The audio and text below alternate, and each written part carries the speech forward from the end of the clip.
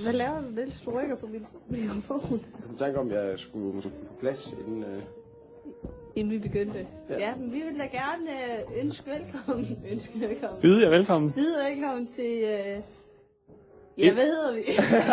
Rick's Café. Rick's Selvom... Eller No Directors Home, som de siger i 18-introen. Ja. Vi hedder Rick's Café. Og vi er 3 gæster i dag i Rick's Café. 3 tilbagevendende stamgæster. Eneste gæster. Ja. Vi arbejder stadig på at få en professionel... circles. Vi arbejder stadig på at få nogle professionelle kræfter ind som gæster i studiet. Gør vi? Der har vi arbejdet på i et par år i hvert fald. Jeg vil sige, jeg har da anbefalet flere, der har sagt, nej, det ved vi selv om. Det ved vi selv nok om. Jeg vil ikke anbefale nogen til mig. Nej, det har været før, jeg kom med. Men Henrik, han er også det typen, der bare tvinger ting igennem, så jeg tænkte lidt, jeg bare vil luften til ham. Hvis han så siger nej, så... Det passer ikke. Det passer ikke. Nej.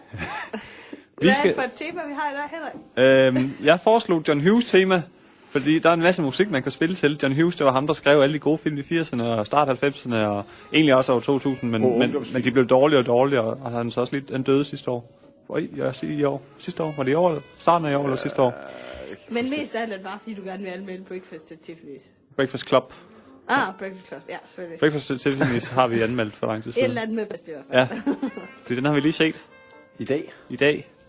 Og, for første gang for mit vedkommende. Ja, for anden gang for mit vedkommende. Har du aldrig set den? Nej. Det er galt. Ja, det var galt. Det var rigtig god. Ja. Nu skal vi ikke ødelægge anmeldelsen allerede. Derudover skal vi have fat i en blockbuster. Bounty Hunter. Jeg kan slet ikke sige det, uden det lyder åndssvagt. Skal vi virkelig anmelde det? Bounty Hunter. Med Jennifer Aniston. Ja. Og det er hende, vi kender som Rachel fra Vitter. Rachel, må du lige at sige. Nej. Rachel. Jokes on you, season. Og så ham der, den store fra 300. Gerard Butler. Yes. Butler. Et eller andet. Butler. Det er ikke det på ty, nej. Hvad har vi mere? Iron Man 2. Og så skulle vi jo have haft... Robin Hood. Robin Hood. Og så har jeg også set Clash of Titans. Ja. Og jeg har set en film, der hedder Remember Me. Yes. Jeg ved ikke, hvad film vi skal starte med. 7 år, jeg har ikke længere tal på, hvor mange film det var. Nej.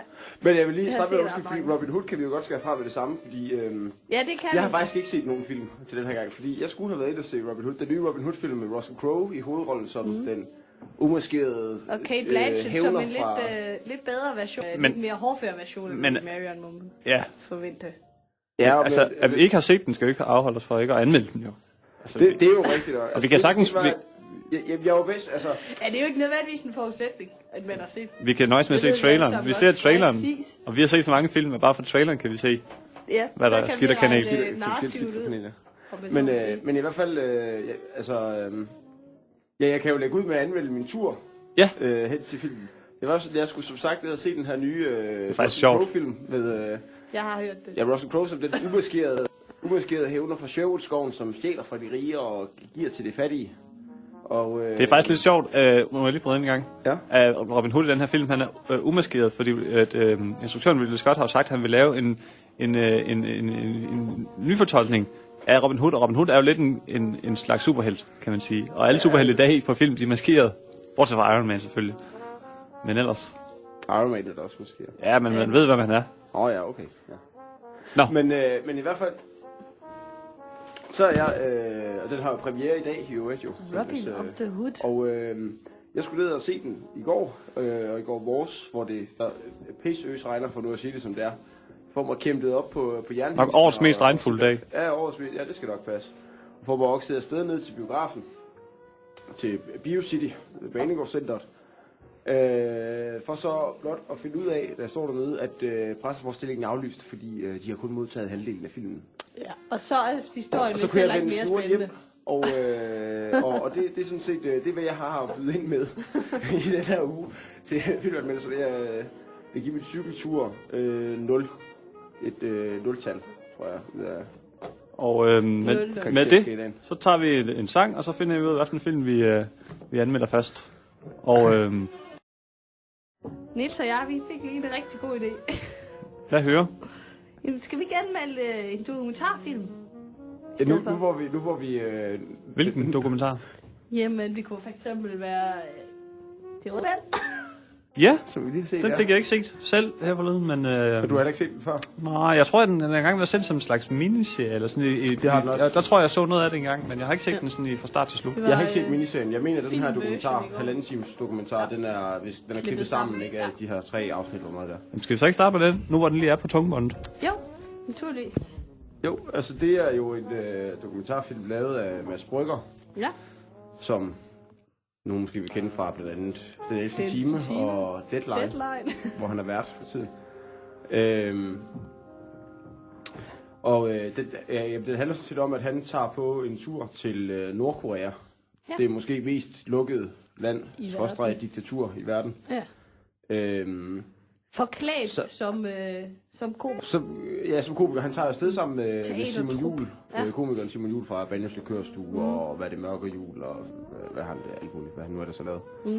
Og spastikeren. Og en spastiker, hvis navn jeg har glemt. Men han er også komiker.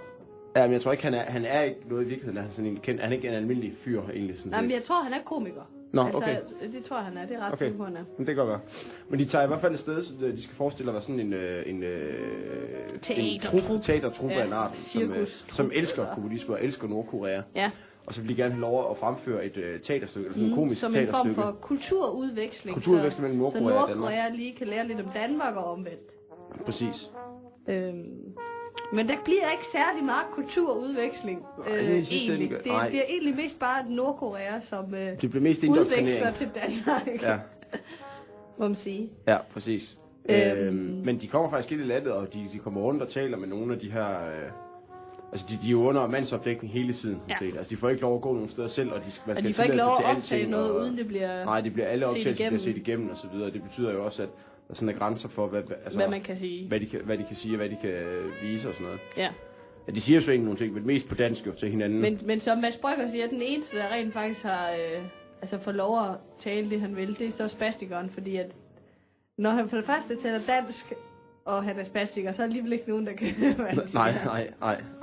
Selv hvis de skulle have en dansk, ja. koreansk tolk, Så vil de ikke kunne forstå, hvad han ville de sagde ikke forstå, hvad alligevel. han sagde i hvert fald. Så man var stærkt ud fra, at undertekster og voice-over, den er lagt på bagefter, vil jeg sige. Ja, det er... Fordi man kan sige, at Mads Brygger, det er jo ligesom med den her voice-over, han ligesom De har ikke bevarer klippet i ironien og Korea. sarkasmen i hele filmen, faktisk. Fordi Ja. stort set alt, hvad de siger, modsiger det, de egentlig mener. Ja, alt det, hvad de siger i filmen. Ja, Ja. i filmen skal de jo altid hele tiden give udtryk over for de her koreanske... Jeg ved ikke rigtig, hvad de er. En form for embedsmænd, nogle af dem. Eller Ja, noget, det er altså, det. som de bliver fuldt af. De er oppe og besøge, jeg tror, det er kulturministeren. Ja, og de får jo også lov til at fremføre sådan et stykke for som så en er flok stærkt koreanere i sådan et teatersal. redigeret. Ja, stærkt. Det er sådan efterhånden blevet stærkt. Censureret. Ja, censureret, ja. Faktisk er det Men det er meget blevet interessant redigeret. dokumentar, synes jeg. Der er også blandt andet en helt fantastisk scene, hvor de er med til sådan en kæmpe stor parade. Ja. Ude på en stor plads. Jeg ved ikke helt, hvad det er. Det er vel bare en af de sædvanlige hyldestparader til Kim Jong-il. Ja. Jeg tror, det er året, eller dagen, hvor USA gik i krig med Nordkorea eller sådan et eller andet. Og der er markering Og af den. så hylder de hylder, at det ikke var dem, der gik i krig med dem. Det er sådan et eller andet, fordi så laver de også sådan noget propaganda over mod USA, ikke? Ja. Og kapitalismen og... Men det er i hvert fald noget fantastisk set. Også fordi der er ham her, spastiker, hvis navn vi som sagt har glemt. Det er jo en lille krølle på historien er jo, at de har fået ham med ind i... han er jo handicappet, og i Nordkorea ser man ikke nogen handicappede. Det man mener, der sker med dem, det er der ikke sådan nogen officielle opretninger af, fordi den slags får man jo ikke lov at se eller vise. Men man mener jo, at De alle bliver dræbt fra fødslen. ja, de bliver dræbt, eller også bliver de, ligesom alle mulige andre, eller også bliver de deporteret til nogle, sådan nogle dødslejre eller arbejdslejre af en art eller sådan noget, i nogle afsidsliggende egne af landet. Og ham her, den danske spastiker, som er med, han er den ligesom i gruppen, der har sværest ved at kapere det her med hele tiden at skulle være positiv og lyve og sådan noget, og lade som om, at han er glad for at være i Nordkorea.